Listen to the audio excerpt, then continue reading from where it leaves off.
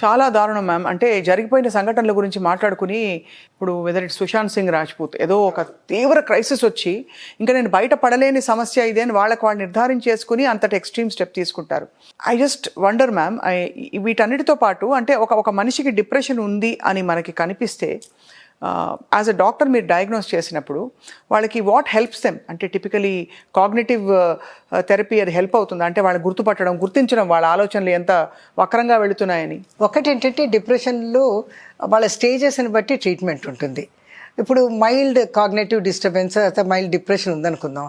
అంటే ఆ వ్యక్తి ఏంటంటే నాకేంటో ఈ మధ్య బాగుంటలేదు, మూడ్ సరిగా ఉండట్లేదు, నాకు లోగా ఉంది అంటే జనరల్గా చెప్తా. అంటే సాడ్నెస్, లో మూడ్, ఆ తర్వాత ఏంటో ఖాళీగా అనిపిస్తుంది నాకు మనసు అని చెప్పుకుంటూ దేని మీద నాకు శ్రద్ధ చూపించలేకపోతున్నాను, ఫ్రెండ్స్తో మాట్లాడాలనిపించట్లేదు, అంటే మామూలు ప్లెజరబుల్ యాక్టివిటీస్ ఆనందంగా లేదు, నేను ఏకాగ్రత చూపించలేకపోతున్నాను అని అట్లా అంటున్న వాళ్ళకి కాగ్నిటివ్ థెరపీ బాగా హెల్ప్ చేస్తుంది.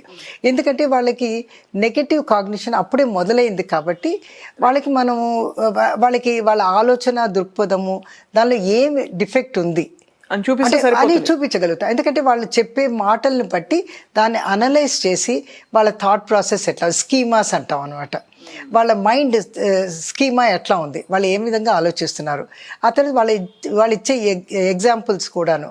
నేను వేస్ట్, ఎందుకంటే ఆ రోజు మా టీచరు క్లాస్లో క్వశ్చన్ అడిగినప్పుడు నేను ఒక్కడనే ఆన్సర్ చేయలేదు అంటే ఒక్క ఎగ్జాంపుల్ని బట్టి వాళ్ళు ఇన్ఫరెన్స్ చేస్తారనమాట, జనరలైజ్ చేయటం అట్లాగా. సో ఇట్లాంటివన్నీ. ఆ తర్వాత ఏంటి, నేను ఏమి చేసినా కూడాను నేను ఫెయిల్యూర్. కొంతమంది నా దగ్గరకు వస్తారు డిప్రెషన్లో, నేను ఎన్నో వెంచర్స్కి వెళ్ళానండి, ఏది చేయి పెట్టినా కూడా నాకు ఫెయిల్యూరేనండి, అంటే నేను దురదృష్టవంతుడిని అంటే వాళ్ళ నిర్ధారణకు వచ్చేస్తారనమాట.